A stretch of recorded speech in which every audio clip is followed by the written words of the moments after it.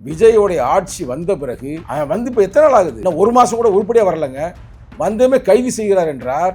இதுதான் உண்மையான சமூக நீதி ஆட்சி, இதுதான் உண்மையான திராவிட மாடல் ஆட்சி, இதுதான் உண்மையான பெரியாருடைய ஆட்சி.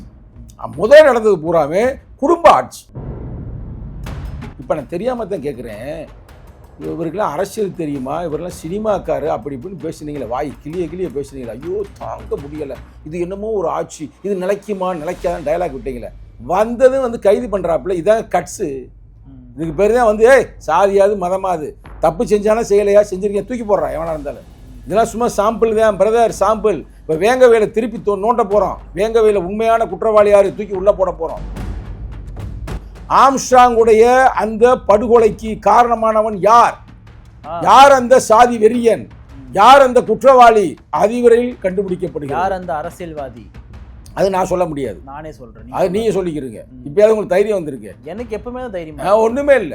எங்க தைரியம் வந்துருக்கு? தைரியம் வந்துருச்சு ஆட்சியில நாங்க தைரியமா இருக்கோம். ஓ அப்படி சொல்லுங்க, ரைட். முத ஆட்சியில தைரியமா இருக்க முடியாது, முத ஆட்சியில வந்து பேசினாலே வந்து அரெஸ்ட் பண்ணுவாங்க, ரைட். பாவம் சவுக்கு ஜெகன்லாம் வெளியில விட்டாங்க. ஆனா நீங்க விசிகா திமுக கூட்டத்துல இருந்தீங்கல்ல, ஆமா, கிட்டத்தட்ட 10 வருஷத்துக்கு மேல இருந்தீங்கல்ல, ஆமா. ஆனா ஒரு முறை கூட நீங்க சொன்ன ஒரு கோரிக்கையை கூட அவங்க உடனே நிறைவேற்றி நான் பார்த்ததே. சாதி புத்தி நீங்களாம் சொல்றது நம்ம செஞ்சோம்னா அப்புறம் என்ன அப்படின்ற மாதிரி புத்தி. ஒன்று சொந்த புத்தி வேணும், இல்லை சொல் புத்தி வேணும். ரெண்டு புத்தி இல்லாதனால இப்போ தோத்து போனது. நீங்கள் அமைச்சரவையில் பங்கேற்கிறது வந்து KN நேருக்கு பார்த்தீங்கன்னா ஒரு சங்கடத்தை உருவாக்குதான். விசிக அமைச்சரவையில் இருக்கிறது சாவுங்கடா, நான் என்ன பண்ண முடியும்? என்னடா இப்படி சொல்றீங்க? எனக்கு என்ன பயமா? சங்கத்தமிழனுக்கு ஒரு படம் வந்துச்சு, ரஞ்சித் படம். நாங்கள் கோட் சூட்டு மாட்டினா காலு மேலே காலு போட்டா உங்களுக்கு எங்கடா எரியுதுன்னு கேட்பாப்புல, ரைட்டா? அது படம். நிஜத்துல உனக்கு என்ன பிரச்சனை? தகத்தகன் எரியுதுன்னா ஏதாவது வாங்கி சாப்பிடுங்க. திமுக செம்பா வந்து உங்கள்ட்ட சில பேர் இருந்திருப்பேன், திமுகவே படுத்து உடஞ்சிருப்பேன், உங்களுடைய எலும்பு துண்டுக்காக கத்திருப்பாங்க. ஓப்பனா பேசுவோமே, அவன் தான் விடுதலை சித்தி நினைச்சுக்கிறதுக்கு தப்பு கணக்கு போடாத. நாங்க எதுக்குன்னு நினைச்சோம்னா திமுக காரங்க எங்கேயும் மீட்டிங் போட முடியாது, எழுதி வச்சுக்க வெள்ளை பேப்பர். நீங்க பல ஆண்டுகளாக அரசியலில் இருப்பதே பொறுக்கி தின்றதுங்க, அது எல்லாருக்குமே தெரியும். உங்களுக்கு என்ன மக்கள் சேவைக்கா வந்தீங்க, இல்லை மக்கள் விடுதலைக்கு வந்தீங்களா? ஒரு மயிருக்கும் வரல. இதெல்லாம் தெரிஞ்ச உண்மைதான், உலகத்துக்கே தெரியும். ஆனால் எங்களை வந்து உரசுறேன்னா விடுதலை சிறுத்தையில் இப்போ நீ பார்த்துக்கிட்டு இருக்கிறது விடுதலை சிறுத்தை நீ நினைக்கிற. பல விடுதலை சிறுத்தைகள் மறைமுகமாக இருக்கிறார்கள். காட்டுக்குள்ள இருக்கிற மாதிரி அவன் அமைதி சிலிப்பர் செல்லு மாதிரி வீட்டில் இருக்கிறான். அவங்கெல்லாம் இப்போ தட்டி எழுப்பணும்னு வச்சுக்கங்களேன், சிக்கலாயிட்டு. நிம்மதி ப்ராப்பர்ட்டி மேனேஜ்மெண்ட், உங்கள் பழைய வீட்டை புதிய வீடாக மாற்றலாம் வாங்க. வாய்ஸ் ஆஃப் தமிழ்நாடு பார்வையாளர்களுக்கு வணக்கம். என்ற சிறப்பு நேர்காணலில் நம்முடன் இணைந்திருப்பவர் விசிகாவின் மாநில இளைஞரணி செயலாளர் திரு சங்கத்தமிழன் அவர்கள். வணக்கம். வணக்கம்.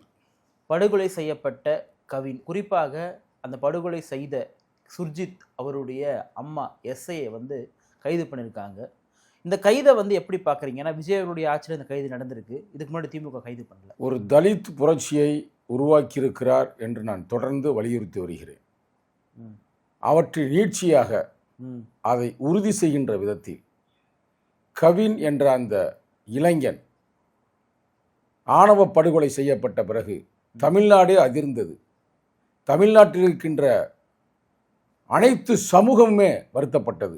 என்னப்பா, ஒரு நல்ல ஒரு வேலையில் இருக்கிற ஒரு மாணவன், ஒரு இளைஞன், அவனை விரட்டி விரட்டி ஒரு பெண்மகள் காதலிச்சிருக்கிறாங்க. அதுக்கு கல்யாணம் பண்ணுவதற்கு அவர் தயாராக இருந்தார். ஏறக்குறைய 2 லட்சத்துக்கு மேலே சம்பளம் வாங்கி கொண்டிருந்தார். ஆனால் அந்த சாதின்ற ஒரே ஒரு அந்த மன நோயினால் அந்த தம்பியை வர சொல்லி நடு ரோட்டில் போட்டு தள்ளிட்டாங்க. போட்டு தள்ளினதுமே யார் அந்த குற்றவாளி அப்படின்னு தேடும் பொழுது அந்த பையனை மட்டும் பிடிச்சாங்க.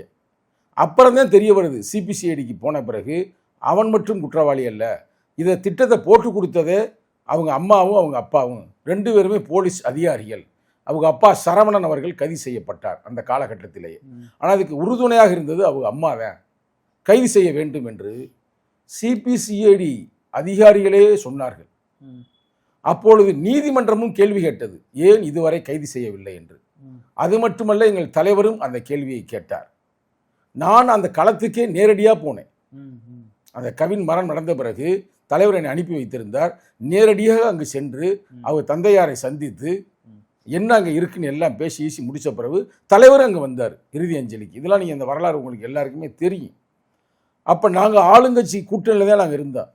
நாங்கள் பல முறை வலியுறுத்தினோம் அவங்க தாயை கைது செய்ய அப்படின்னு. ஆனால் கைது செய்யவில்லை. அந்த காலகட்டத்தில் இருந்த சபாநாயகர் அப்பாவுன்னு அவருக்கு பேர், அவர்கிட்ட கேட்டதுக்கு என்னம்மா டைலாக் சொன்னார், எங்கள் ஊரில் வந்து எந்த வகையான சாதிய கொலைகளே இல்லை, சாதிய சண்டையே இல்லை, அமைதியாக இருக்குன்னு சொன்னார். அவர் சொன்ன அடுத்த நாளில் தான் இந்த கவினுடைய ஆணவ படுகொலை நடந்தது. அதற்கு முன்னால் தான் அதே திருநெல்வேலியில் தான் இளைஞன் ஒரு மாணவன் நன்றாக படித்தான்ற ஒரே காரணத்தாக வாயவே வெட்டினாங்க. அப்படிலாம் பல பிரச்சனை, ஒன்றா இரண்டா பல பிரச்சனை நடந்து கொண்டு இருந்துச்சு. ஒரு பையன் நல்லா கபடி விளையாண்டேன் அப்படின்ட்டுக்கா விரலையே வெட்டினாங்க. அவன் ஏரியா திருநெல்வேலி தான் சொல்கிறது. திருநெல்வேலி ஒரு அறிவிக்கப்படாத ஒரு சாதிய மோதலை உருவாக்கக்கூடிய ஒரு மாவட்டமாக திகழ்ந்தது. ஆனால் எந்த வகையான அரசு நடவடிக்கை எடுக்காமல் அதையெல்லாம் ரசித்தார்களா, இல்லை இந்த கலவரத்துக்கு பின்னால் எல்லாம் திமுக தான் இருந்துச்சா என்பது எங்களுக்கு சந்தேகம். ஏன்னா இந்த கவினுடைய அந்த ஆணவ படுகொலையில் அந்த படுகொலை செய்வதற்கு உறுதுணையாக இருந்தவர் எல்லாருமே அந்த காலகட்டத்தில் திமுகவுடைய சில அமைச்சர் பெருமக்கள் என்று சொல்லுகிறார்கள். அதனால தான் எவ்வளவோ நெருக்கடி வந்த பொழுதும் அந்த அம்மாவை கைது செய்யாமல் பாதுகாத்தார்கள். இதே அப்படி நம்ம திருப்பி பேசுவோம். ஒருவேளை ஒரு தலித்து இளைஞன் இல்லை தலித்து மக்கள் சேர்ந்து போய் அவரை கொலை செய்திருந்தால், ஏன்டா என் காதலை தடுக்கிற அப்படின்னு இந்நேரம் விட்டு வச்சிருப்பாங்களா? அந்த சேரியவே சூறாடி இருப்பாங்க. அதுக்கு தேன்னைக்கு வந்து விஜயோடைய ஆட்சி வந்த பிறகு வந்து இப்போ எத்தனை நாள் ஆகுதுங்க? இன்னும் ஒரு மாதம் கூட உருப்படியாக வரலைங்க. வந்தமே கைது செய்கிறார் என்றார். இதுதான் உண்மையான சமூக நீதி ஆட்சி, இதுதான் உண்மையான திராவிட மாடல் ஆட்சி, இதுதான் உண்மையான பெரியாருடைய ஆட்சி. முதல் நடந்தது பூராமே குடும்ப ஆட்சி. குடும்பம்னா சாதி குடும்பம், ஆட்டை போடுற குடும்பம், இப்படி பல குடும்பங்கள் சேர்ந்து நடத்தப்பட்டது. நீங்க பாருங்க அவங்க குடும்பத்தில் இது கூட பரவாயில்ல, நம்ம ஏற்றுக்கொள்வோம் பெரிய குடும்பத்தை. அடுத்து எல்லாமே குடும்பமாக தான் இருக்கும். நீ எல்லா அமைச்சரும் எடுத்து பாருங்க பிரதர், உண்மையா பொய்யா? அப்ப அது ஒரு குடும்பம், சாதி குடும்பம், ஆட்டை போட்ட பணத்தை சேர்த்து வைக்கிற குடும்பம், இப்படி பல குடும்பம். அந்த குடும்ப ஆட்சி நடந்தனால தான் அந்த காலகட்டத்தில் குடும்பத்தில் ஒரு ஆளை கைது செய்யலை. சரி, 2 பேர் இருக்காங்களா, ஒரு ஆளை கைது பண்ணிட்டீங்களா, அவங்க ஒரு ஆள் இருக்கட்டும் வீட்டில் அப்படின்னு விட்டு விட்டார்களோ அப்படின்ற சந்தேகம் வலுவாக இருக்கிறது. எனக்கு மட்டுமல்ல, பொதுமக்களுக்கு அந்த சந்தேகம் இருக்கிறது. ஆகையால் தான் கும்மாங்குத்து குத்தி விட்டார்கள் தேர்தலில். உங்களை ஒன்றும் செய்ய முடியாதுப்பா, நாங்கள் எவ்வளோ சொன்னாலும் கேட்க மாட்டீங்க, கூட்டணி கட்சியில் இருக்கின்ற எழுச்சி தமிழர் குரல் கொடுத்தாலும் நீ கேட்க மாட்டீங்க, அப்போ நான் உங்களை தோக்க வைக்கிறோம் டோட்டலாக. ஏன் முதல்வரே தோக்க வைக்கிறோம்? அப்போ உங்களுக்கு வந்து ரைட்டா தப்புடான்னு உணர்வீங்களே. இப்போ நான் தெரியாமல் தான் கேட்குறேன், இவருக்கெல்லாம் அரசியல் தெரியுமா, இவரெல்லாம் சினிமாக்காரு அப்படி இப்படின்னு பேசுனீங்களே, வாய் கிளிய பேசுனீங்களே, ஐயோ தாங்க முடியலை, இது என்னமோ ஒரு ஆட்சி, இது நிலைக்குமா நிலைக்காதான் டயலாக் விட்டீங்களே. வந்ததும் வந்து கைது பண்ணுறாப்புல, இதான் கட்ஸு. இதுக்கு பேர் தான் வந்து சாதியாது மதமாது, தப்பு செஞ்சாலும் செய்யலையா, செஞ்சிருக்கேன் தூக்கி போடுறான் எவனா இருந்தாலும். இன்ஸ்ட்ரக்ஷன் போயிருக்கு பிரதர் சிபிசிஐடிக்கு. இதெல்லாம் சும்மா சாம்பிள் தான் பிரதர், சாம்பிள். இப்போ வேங்கவேலை திருப்பி நோண்ட போகிறோம், வேங்கவேலை உண்மையான குற்றவாளி யார் தூக்கி உள்ளே போட போகிறோம். அதே மாதிரி ஏன்னா எங்க ஆட்சி நடக்குது, ஆட்சியில் நாங்கள் பங்குல இருக்கிறோம் பிரதர். உண்மையா பொய்யா? அது பேர் என்ன, ஸ்ரீமதி இருக்குல்ல தெரியுமா, கள்ளக்கூர் ஸ்ரீமதி, அதையும் நோண்ட போகிறோம். அதை யாரு இதெல்லாம் அந்த கேஸை வந்து திசை திருப்பினது யாரு, அந்த பெண்மகளுக்கு இடைஞ்சல் விளைவித்தது யாது, அது கொலையா தற்கொலையா இல்லை கற்பழிப்பு கொலையா அப்படின்னு பலதை நோண்ட போகிறோம். ஒன்று மட்டுமல்ல, மேல்பாதி கோயிலுக்குள்ள போகாமல் தடுத்தது யாரு, நீதிமன்றமே கொடுத்து கூட தடுத்து வைத்தது யாரு. மாட்டிக்கிட்டாங்க அவங்க, இப்ப தப்பிக்கவே முடியாது. இன்னொன்று சொன்னா நீங்க அதிர்ச்சி ஆயிருவீங்க. முக்கியமான செய்தி எனக்கு வந்து செய்தி, நாங்கள் ஆட்சியிலும் பங்கு அதிகாரத்திலும் பங்கு, எங்களுக்கு எல்லாம் செய்தி கிடைக்கல. ஆம்ஸ்ட்ராங்குடைய அந்த படுகொலைக்கு காரணமானவன் யார், யார் அந்த சாதி வெறியன், யார் அந்த குற்றவாளி, அதிவரையில் கண்டுபிடிக்கப்படுகிறார். யார் அந்த அரசியல்வாதி, அது நான் சொல்ல முடியாது, நானே சொல்றேன், அது நீங்க சொல்லிக்கிறீங்க. இப்பயாவது உங்களுக்கு தைரியம் வந்திருக்கு? எனக்கு எப்பவுமே தைரியம், ஒண்ணுமே இல்ல. எங்க தைரியம் வந்து, தைரியம் வந்து ஆட்சியில் நாங்க தைரியமா இருக்கோம். ஓ அப்படி சொல்லுங்க, ரைட். முதல் ஆட்சியில தைரியமா இருக்க முடியாது, முதல் ஆட்சியில வந்து பேசினாலே வந்து அரெஸ்ட் பண்ணுவாங்க, ரைட். பாவம் சவுக்கு சங்கெல்லாம் வெளியில விட்டாங்க. இப்ப தம்பி ஜாலியா போய் இருப்பா தம்பி அப்படின்ற மாதிரி. இப்ப பிரதர் அதையும் வந்து இப்ப சிபிசிஐடில இருந்து சிஐடிக்கு மாற்றும் பொழுது மாத்தக்கூடாதுன்னு கத்துனாங்கல்ல மாநில அரசாங்கம். இப்ப மாத்த போறோம் நாங்க, மாற்றி உண்மையான குற்றவாளி யாரு, இதுக்கு யார் பிளான் போட்டா, யார் திட்டம் போட்டா, இது யார் பணம் செஞ்சா, பணம் கொடுத்தா அப்படின்றத அவங்கள்ட்ட உறுதியாக கண்டுபிடிக்க போறோம். இப்படி பல விஷயங்களை வந்து வெளியில தோண்டி எடுத்து அதுக்கு பின்னாடி எந்த பெரிய கொம்பன் இருந்தாலும் சரி, கொம்பனோ கம்பனோ யாரா இருந்தாலும் சரி, தூக்கி உள்ள போடுவது தான். இப்போது கவினுடைய ஆணவ படுகொலை நடந்த பொழுது பார்த்தீங்கன்னா இப்போ தமிழ்நாடு முதலமைச்சர் கூடிய திரு விஜய் அவர்கள் வந்து அப்போ இதை பற்றி பேசலை அப்படின்றது ஒரு பெரிய பேசுபடு பொருளாக மாறிச்சு. இன்றைக்கி அவர் ஆட்சிக்கு வந்து 1 மாதத்துக்குள்ளே அந்த குற்றத்திற்கு சம்மந்தப்பட்ட அவங்க அம்மா தூக்கி உள்ளே வச்சிருக்காரு. பேசலை, ஆனால் செயலில் காட்டுறாரு. எப்படி பார்க்குறீங்க? நான் இந்த நேரத்தில் நான் சொல்வது கொஞ்சம் அதிகமாக இருந்தாலும் இருக்கும், ஆனால் யதார்த்தத்தை சொல்கிறேன். மேதகு அவர்கள் ஒரு முக்கியமான ஒரு கருத்தை சொல்லுவார். நான் பேசுவது எனக்கு நம்பிக்கை இல்லை, ஆனால் நான் செய்யும் செயல்கள் பேசும் பொருளாக மாற வேண்டும். யார் சொல்றது? மேதகு அவர்கள். பேசி என்னங்க பயன் இருக்கு? அது அரசியல்வாதி செய்கிற வேலைங்க. வசனம் பேசுறது, பதிலுக்கு பதில் பேசுறது, அதில் எனக்கு நம்பிக்கை இல்லை. ஆனால் நான் செய்கின்ற ஒவ்வொரு செயலும் உலகில் பேசும் பொருளாக மாற வேண்டும். மாற்றி காட்டினார். அது மாதிரி வந்து யார்? இன்றைய முதலமைச்சர் தளபதி விஜய் அவர்கள் செயல்படுகிறார் என்று சங்கத்தமிழை நம்புகிறேன். இல்லை, இப்போது நான் இன்னொன்று கேட்குறேன். இப்போ தலித் மக்களுடைய ஒரு முக்கியமான ஒரு விஷயமே தலித் மக்கள் விடுதலை, ஆணவ படுகொலை தடுப்பு சட்டம், தலித் மக்கள் அதிகாரத்தில் பங்கெடுக்கணும், ஆட்சியில் பங்கெடுக்கணும், பல விஷயங்கள் தலித்துடைய கருத்தியில் வந்து முன் வச்சு போகிறோம். அது அம்பேத்கரிசமாக பார்க்கப்படுது. இன்றைக்கு விஜய் அவர்கள் அதை எல்லாத்தையும் அப்படியே பண்ணுறாரு. நீங்கள் ஆரம்பத்திலே குறிப்பிட்டீங்க ஒரு தலித் புரட்சியை விஜய் நடத்திருக்காரு சொல்லிட்டு. ஒரு தலித் மக்களுடைய தளபதியாக இன்றைக்கு விஜய் மாறி இருக்காரா? அதான் பிரதர், தளபதி நான் சொல்கிறோம்ல. தளபதினா என்ன அர்த்தம்? இவங்க என்ன போய் வாரில் போய் நின்றாங்களா? இல்லை, நான் கேட்குறேன், ஸ்டாலின் எத்தனை வாருக்கு போனாரு? எங்கேயும் போலையே. அவன தளபதி இல்லை, போயிருக்காருண்ணா. என்ன போனாரு? மிசால போய் உள்ள போன உண்மைதான்.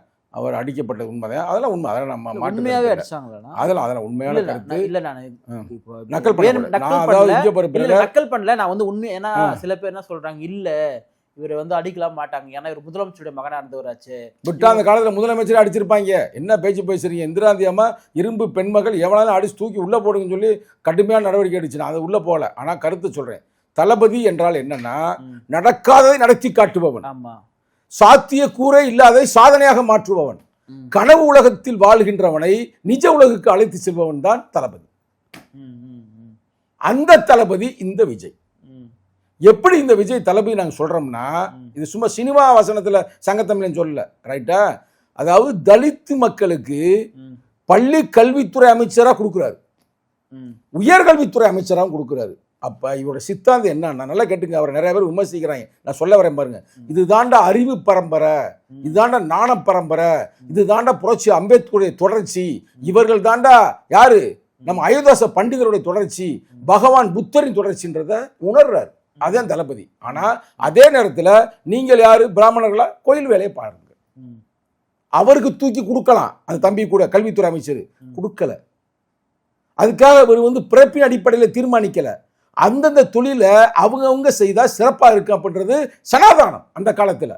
ஆனா இந்த காலத்துல எப்படின்னா, அறிவு சார்ந்து இருப்பவர்கள் இவர்கள் தான். அது பரவலாக பேசப்படுகிறது. இன்னைக்கு வந்து சங்கத்தமிழை விவரமா பேசுறேன்னா, அது எப்படி? புரட்சியாளர் அம்பேத்கருடைய புத்தகங்களை படிப்பதால், தொடர்ந்து படிப்பதால். அது இங்க பாருங்க, எழுச்சி தமிழுடைய அமைப்பாய் திரளவும் என்ற புத்தகம் படிப்பதால். என் வயசுக்கெல்லாம் வந்து யாரும் படிச்சுட்டா இருப்பாங்க? வயசு 50க்கு மேல போயிடுச்சு தம்பி. இருந்தாலும் டெய்லி எங்க தலைவருடைய புத்தகத்தை வேத புக்குமே படிக்கிறது. அது மட்டுமல்ல, இங்க படிச்சு கிழிஞ்சு போச்சு. எத்தனை நான் உங்களுக்கு காட்டுறது. இது வந்து மிக முக்கியமான புத்தகம் தோழர்களே. 37வது புக்கை நீங்க படிங்க. தலித்து இளைஞர் ஒவ்வொருத்தரும் புரட்சி பண்ணுவேன். என்னால தூங்க விடாம கெடுப்பதே இந்த புத்தகம் தான். இன்னமும் நம்ம பேசுறதுல அந்த புத்தகத்தில் இருக்கிற ஒரு 10 விழுக்காடு தான். அப்ப நாம் பேசுவதை போலவே எனது அன்பு தம்பி ராஜ்மோகன் பேசுகிறார். நான் சந்திக்கும் பொழுது என்ன சந்திச்சு என்ன பேசுனீங்க? நான் பார்த்தேன். ஆஹா, என்ன ஒரு அருமையான கருத்துக்களை அவர் பதிவு பண்ணறேன்ட்ட. அண்ணே, நம்ம வந்து நேர்மையா இந்த மக்களுக்கு, ஒடுக்கப்பட்ட மக்கள் சொல்ல மொத்தத்தில் மாணவிகளுக்கு ஒரு நல்ல ஒரு வழியை காட்டணும்னே. என்னை நம்பி வந்து ஒரு பள்ளி கல்வித்துறை கொடுத்துருக்கிறாரு, உங்களுக்கு நன்றினேனாரு. உங்களுக்கு எவிடன்ஸ் கதிரவர்களுக்கு ஏங்க அப்படின்னதுமே, அந்த எனக்கெல்லாம் பதவி கொடுப்பதற்கு முன்னாடியே என் பேரை வைத்து எவிடன்ஸ் கதிரும் சங்கத்தமிழனும் நீங்கள் தொடர்ந்து எழுதினீர்கள். அவருக்கு சும்மா ஆதிதிராவிட நலத்துறை எதுவும் கொடுக்காம ஒரு கல்வி சார்ந்து கொடுக்க வேண்டும் என்று எழுதினர்கள் கொடுத்து விட்டார். அது மட்டுமல்ல, அவர் ரொம்ப நேர்மையான ஆளு, எனக்கு பழைய நண்பர். உங்க கட்சியில பொதுச்செயலர் ரவிக்குமார் கூட ஒரு விஷயத்தை வந்து உடனே ட்வீட் பண்ணியிருந்தாரு. உடனே அந்த விஷயத்தை வந்து ராஜ்மோகன் வந்து சரி பண்ணிருக்காரு. கொஞ்ச நேரத்துல சரி பண்ணிருக்காரு. Within hours. நேற்று விடுமுறையில, அரசாங்க விடுமுறை, பக்ரீத் தோழர்களுக்கு எனது வாழ்த்துக்களை தெரிவித்துக் கொள்கிறேன் இந்த நேரத்தில். ஏன்னா துபாயில் இருந்தால, முஸ்லீம் நண்பரோடு இருந்தான்ல, சொல்லாமல் விட்டுட்டோம்ல. அதெல்லாம் வாய்ஸ் ஆஃப் தமிழ்நாடு மூலமாக பக்ரீத் வாழ்த்துக்கள். நேற்று பக்ரீத் விடுமுறையில் எங்களுடைய பொதுச்செயலாளர் ஒரு கருத்தை பதிவு செய்கிறார். நாடர் இந்த எழுத்தாளர் அதை பார்த்து முடித்ததுமே உடனடியாக கலெக்டருக்கு ஃபோன் பண்ணி அந்த பிரச்சனையை சால்வ் பண்ணிட்டு என்கிட்ட பேசினாரு. ஆனால் இது மாதிரி எந்த பிரச்சனையாக இருந்தாலும் வந்து சொல்லுங்களேன். ஆனால் நீங்கள் விசிகா திமுக கூட்டத்தில் இருந்தீங்கல்ல, ஆமாம், கிட்டத்தட்ட 10 வருஷத்துக்கு மேலே இருந்தீங்கல்ல. ஆமாம். ஆனால் ஒரு முறை கூட நீங்கள் சொன்ன ஒரு கோரிக்கையை கூட அவங்க உடனே நிறைவேற்றி நான் பார்த்ததே கிடையாது. சாதி புத்தி நீங்களாம் சொல்கிறத நம்ம செஞ்சோம்னா அப்புறம் என்ன அப்படின்ற மாதிரி புத்தி. ஒன்று சொந்த புத்தி வேணும், இல்லை சொல் புத்தி வேணும். 2 புத்தி இல்லாதனால தான் இப்போ தோற்று போனது.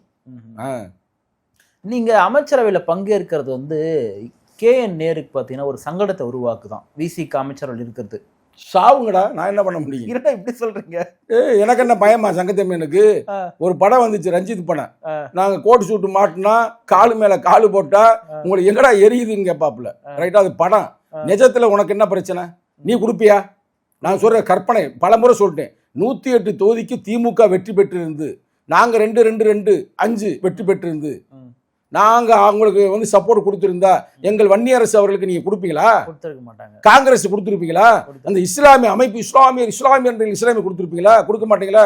அப்ப வாயை பொத்திட்டு கம்முன்னு இருங்க. திமுகன்ற பேரே ஓமுகான்னு மாத்திடலாம் போல. தினந்தோறும் ஒப்பாரி வச்சிட்டு இருக்காங்க. இதெல்லாம் நான் சொல்ல முடியாது. நான் வந்து இப்படிலாம் நக்கல் பண்ண முடியாது. இது மாதிரி அது உங்க வேலை பிரதர். ஒப்பாரி வைக்கிறாங்க. அது ஒப்பாரி நீங்க நெறியாளர் பார்த்தா வைக்கிறாங்க. உங்களை பார்த்தா ஓலமும் ஒப்பாரியும் சேரிக்கு மட்டும் சொந்தம் அல்ல. இது டயலாக். இது டயலாக். எங்க தலைவர் சொன்ன டயலாக். நான் அவ்வளவுலாம் பண்ண மாட்டேன் பிரதர். இது யதார்த்தமான கருத்து. நான் எங்க மாதிரி சொல்லியும் பயப்பட மாட்டேன்.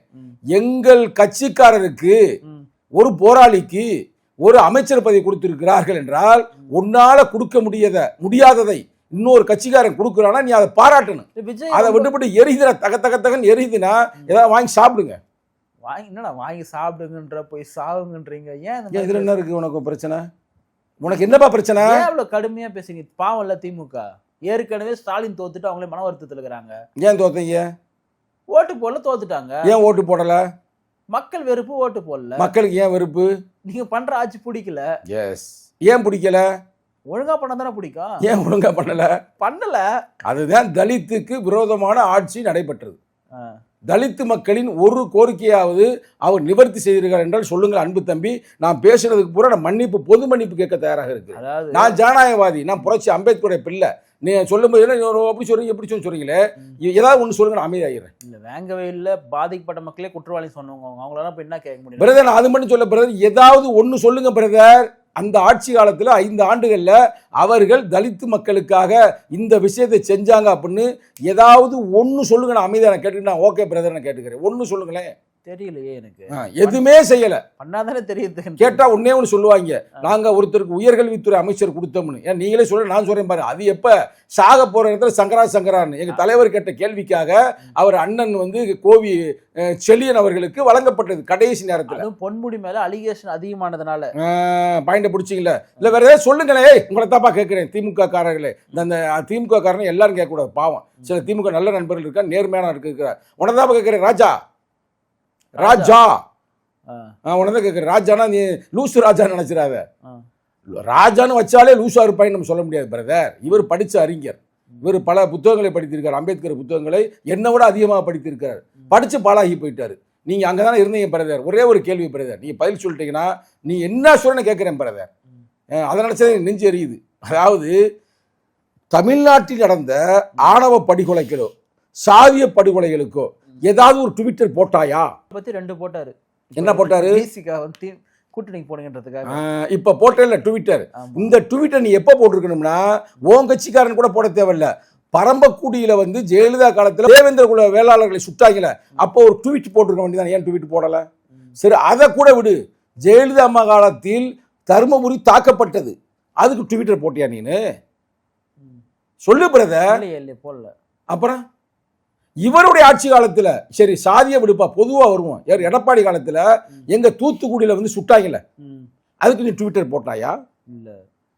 சரி, அதை கூட விடுங்க பிரதர். இப்ப ஆம்ஸ்ட்ராங்கிறது தலித்து மக்களுக்கு பொதுவான ஒரு லீடர் தானே. அவர் புத்தம் சரணம் கச்சாமின்னு கடைசியாக போனார். தம்மம் சரணம் கச்சாமி, சங்கம் சரணம் கச்சாமி கோயிலை கட்டினார். தலித் சகோதரர்களுக்காக பாடுபட்டார். அவர் கொலை செய்த பிறகு கட்சியெல்லாம் கடந்து நீ அங்க போயிட்டு ஒரு வீர வணக்கம் செய்து ஒரு ட்வீட் போட்டாயா? சரி, அதை கூட விடுப்பா, அதையும் விடு. அங்கே வந்து துப்புரவு தொழிலாளர்கள் வந்து போராடிக்கிட்டு இருந்தாங்கண்ணே. போராடும் பொழுது நீ உன்னால் தீர்வு கொடுக்க முடியாதுன்னா உன் கட்சி, நீ இருக்கிற கட்சி, உன் ஆட்சியாளரும் உன் பேச்சை கேட்க மாட்டாங்க. ஆனால் நம்ம சமூக மக்கள் இல்லை மனிதர்கள் அப்படின்னு அங்கே போய் நின்று என்னங்க அப்படின்னு ஒரு பேச்சு பேசிட்டு அங்கே ஒரு போட்டோ எடுத்து ஒரு ட்விட்டர் போட்டாயா? அதெல்லாம் விடுங்க பிரதர். இந்த கவின் பிரச்சனைக்கு, கவினுடைய ஆணவ படுகொலை தானே, ஆணவ படுகொலை கண்டித்து ஒரு ட்வீட் போட்டாயா? இல்லை, அவர் என்ன சொல்லியிருக்காருன்னா, ராசா ஒரு தலித்துக்கும் ஒரு நான் தலித்துக்கும் பிரச்சனைன்னா நான் போய்ட்டு தலித் மக்கள் பக்கம் நிற்க மாட்டேன், ஏன்னா நான் இருக்கிறது திமுகன்னு சொல்லியிருக்காரு. நீங்கள் இவ்வளோ ஒன்றும் பேச வேண்டிய வேணாம் சொல்லிட்டாரா? ஏற்கனவே சொல்லியிருக்காரு பல முறை. அவர் உண்மையிலே சொன்னாரு, சும்மா அவரை வந்து கேவலப்படுத்தாத. உண்மையா சொல்லியிருக்காரு. அவர் எனக்கு வேண்டியவர். நான் பொய் சொன்னதா இருந்தா என் மேல வழக்கு கூட போடும். அவர் அப்படியே சொல்லியிருக்க மாட்டார். அவர் சொன்ன அவர் தன்னை தலித்தாவே உணர்றது இல்லை. அப்படின்னா தலித்துன்றது அவர் வந்து தலித்துக்கெல்லாம் மேல அவர் வந்து ஏறக்குறைய ஐயங்கார். சரியா? பாராட்டுறேன், சூப்பர். இங்கே போய் அவரை போய் சாதாரண இங்கிலீஷ்லாம் அவரை மாதிரி பேச முடியாது. அவர் வழக்குக்கு அவரே வழக்காடினாரு, சொந்தமாக வழக்காடி வெற்றி பெற்றாரு. அம்பேத்கர் புத்தகத்தை தலகால படிப்பாரு. இன்னமும் லண்டன்ல சொந்தமாக யூனிவர்சிட்டி வச்சிருக்கிறாரு. சாதாரணமாக அவரை போட்டு நீ குறைச்சி மதிப்பிட்டுறாத. தலித்து கிழித்துன்னு அவரை எங்கேயுமே அடக்க முடியாது. அவரை ஒரு பெரிய அறிஞர், ரைட்டா? அந்த அறிஞர்கிட்ட நான் உரிமையாக கேட்குறேன், அண்ணே அண்ணே ஏன்னு இதுக்கெல்லாம் ட்விட்டர் போடலை, அதை கூட விடுனே. உன் கட்சிக்காரனே யாரு, நம்ம எங்க மேலாவளை விட அந்த போராளி, அவர் போராளி முருகேசன், அவர் வந்து படுகொலை செய்யப்பட்டார், திமுகவை சார்ந்தவர். அங்கே நேர போய் உங்களால தான் கட்ட முடியல, நாங்கள் தான் விடுதலை களம் கட்டியிருக்கோம். அந்த காசு யாரு காசு? எங்கள் தலைவரோட சொந்த காசு. தலைவர் ஆக்சிடென்ட் பேர் வந்து கொடுப்பாங்களே, ரத்த காசு, எழுச்சி தமிழோட ரத்த காசு. அப்போ இங்கே கட்டியிருக்கிற சகோதரர்ன்றீங்கள, அங்கே நேர கலைஞரை கூட்டிகிட்டு போக முடியாது, இல்லை ஸ்டாலினை கூட்டிகிட்டு போக முடியாது, உதயநிதி ஸ்டாலினை கூட்டிகிட்டு போக முடியாது. நீ நேர போய் அங்கே போய் வீர வணக்கம்னு சொல்லி ஒன்று எடுத்து ட்வீட் போட்டுக்கலாம்ல. இப்போ எதுவுமே செய்யாமல் இப்போ ஏடி பூட்டி அவங்க கட்சிக்காரன் பேசினானா நான் இதை விட இன்னும் கீழ்த்தரமாக பேசுவேன். பெரம்பலூரில் அந்த சண்டைக்கு யாரு காரணம்? 2 பேர் சண்டைன்னு சொல்கிறாங்க. யார் இவரை தூண்டி விட்டாரு? சாமியெல்லாம் அது எப்பயே முடிஞ்சு போச்சு. கதையை நான் மறக்க விரும்புகிறேன். உங்களை பார்க்குறேன், அதனால கேட்குறேன்.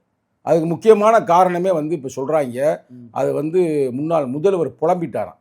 என்னன்னு? ஐயோ இப்படி தலித்து ஓட்டுக்கெல்லாம் போச்சு, அப்பயே சங்கத்தமிழ் நல்லாத்தான் சொன்னார், நான் ஸ்டெப் எடுக்கலாம் பார்த்தா. உண்மை பிரதர், சிரிக்காத. சங்கத்தமிழ் அப்போ எப்போ பேசிட்டே இருப்பார். நான் கூட அவங்க தலைவர்கிட்ட சொல்லி நடவடிக்கை எடுக்கிற அளவுக்கு நான் சொன்னேன். ஆனால் தலைவர் கூட சொன்னார், இல்லைங்க அவர் வந்து கரெக்டாக தலித்து பிரச்சனை மட்டும் தாங்க பேசுவார் சார். நான் சொல்கிறேன் 100 உண்மை தம்பி, தலித்து பிரச்சனை மட்டும் தான் பேசுவார், உங்களை வேறு இடத்துலையும் பேசியிருக்க மாட்டார். அந்த தம்பி சொன்ன கேட்டு நடந்திருந்தால் நீ பிரச்சனை இருக்காது. பெரிய தலைவலி, தலித்து ஓட்டே போச்சு, எல்லாம் உன்னாலதான் அப்படின்னு இருக்கார் ராஜாவை பார்த்து. உன்னால சென்னையே போச்சு, 14 தொகுதி 2 2 தான் அவங்க சொந்த முயற்சி செய்திருக்காரு, என்னையும் சேர்த்து காலி பண்ணிட்டாங்க. அங்கே குன்னத்தில் வந்து அவர் தொகுதி, பெரம்பூரில் வந்து டெபாசிட்டே போயிடுச்சு, எல்லாம் நீ தான்ப்பா அப்படின்னு வருத்தப்பட்டிருக்காரு. அந்த கோபத்தில் தான் செஞ்சார். யார் செஞ்சது? ராஜா அவர்கள் தூண்டி விட்டு. இப்போ விசிகாவை பகைக்கிற அளவுக்கு திமுக தைரியம் வந்துருச்சா? நாங்கள் வந்து அமைதியை விரும்புகிறோம். எங்களை எதிர்த்து களமாட உங்களால் முடியாது. ஓப்பன் டிக்ளரேஷனே நான் பண்ணுறேன், விளையாட்டுக்கெல்லாம் பேசலை. நீங்கள் பொழப்பை தேடி வந்தோம், ஏன் அப்படி கேன்னு கத்துறீங்க? உயிரே போன மாதிரி எல்லாம் புலம்புறீங்களே. தம்பி சொன்ன மாதிரி ஒப்பாரி வைக்கிறீங்கன்னா ஆட்சி அதிகாரம் போச்சும் ஒப்பாரி வைக்கிறீங்க. விடுதலை சிறுத்தையில் அப்படி அல்ல, விடுதலைக்காக வந்தோம். ஒடுக்கப்பட்ட மக்கள், விளிம்பிலை மக்கள் விடுதலைக்காக வந்தோம். நாங்கள் எதுக்குன்னு நினச்சோம்னா திமுக காரங்க எங்கேயும் மீட்டிங் போட முடியாது, எழுதி வச்சுக்க வெள்ளை பேப்பரில்.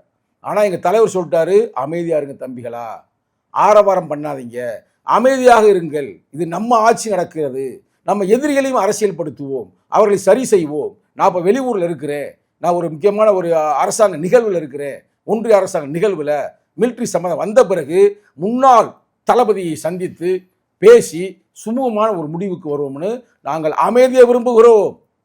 ஏடி பூட்டியா ஏப்பா நான் விவரமாக இருக்கிறேன், நீ அந்த ஊரில் மட்டும் நீ பண்ணி போட்டியல, இன்னை சிட்டியில் எங்களுடைய மாவட்ட செயலர் அன்பு தம்பி கரிகால் வளவை நடத்தினேன், அங்கே போய் உங்களால் செய்ய முடிஞ்சுச்சா? சென்னையுடைய போராளி சேத்துப்பட்டு இளங்கோ நடத்தினார், உங்களால் செய்ய முடிஞ்சுச்சா? இங்கே நடத்தியிருக்கிறோம்ல, தொட்டுதான் பாருவேன் அப்படின்னு நான் கேட்க மாட்டேன், உங்களால் தொடவே முடியாது. அதே இருக்கிற பிரச்சனையே.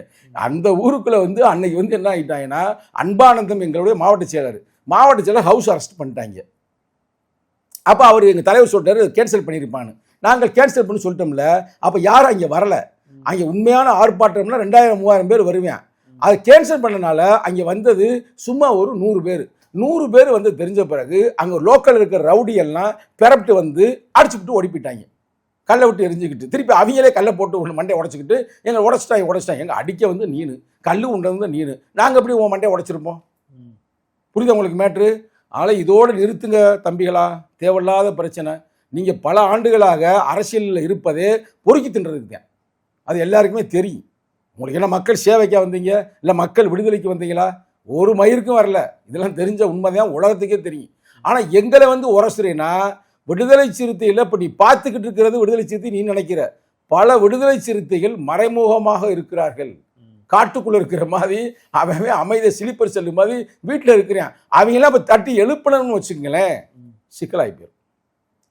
சரியா? அவங்களாம் வந்து இவங்கள மாதிரி ரவுடிகள் இல்லை, போராளிகள். போராளிகள் வேற, பொறுக்கி தின்றவன் வேற. நாங்கள் போராளிகள், வாக்கரிசி போட்டுக்கொண்டு இந்த விடுதலை அரசியலுக்காக வந்தவர்கள். இன்னும் இருக்கிறேன். எவனு ஒரு காலத்தில் உங்கள்கிட்ட வந்து திமுக செம்பா வந்து உங்கள்கிட்ட சில பேர் இருந்திருப்பேன். திமுகவே படுத்து உடஞ்சிருப்பேன். உங்களுடைய எலும்பு துண்டுக்காக கத்திருப்பாங்க. ஓப்பனாக பேசுவோமே. அவன் தான் விடுதலை சிறுத்தை நினச்சிக்கிறதுக்கு தப்பு கணக்கு போடாத. உண்மையான விடுதலை சிறுத்தைகள், ஒவ்வொரு தொண்டனும் உண்மையான விடுதலை சிறுத்தைகள். அவனை நீ பார்த்துருக்கவே மாட்டேன். அவன் தேர்தலுக்கு கூட உன்ட்ட வந்திருக்க மாட்டேன். ஆனால் போர்க்களம் என்றால் புறப்பட்டு வருவேன். எங்கள் தலைவர் 90லே சொன்னார், விடுதலை கிடைப்பது யுத்தத்தால், புதிய விதிகள் பிறப்பது ரத்தத்தால். விடுதலை யுத்தம் என்று உறவிலே வருகிறது. வீரனே தயாராகு. பல வீரர்களை தயாராக்குன்றிருக்காரு 90களில். அப்போ திருப்பி நாங்கள் சொல்ல வேண்டிய நிலைமைக்கு எங்களை தள்ளிவிடாது. நிகழ்ச்சியில் பங்கேற்று பல்வேறு கருத்துக்களை பகிர்ந்தமைக்காக நன்றி. நன்றி, வணக்கம்.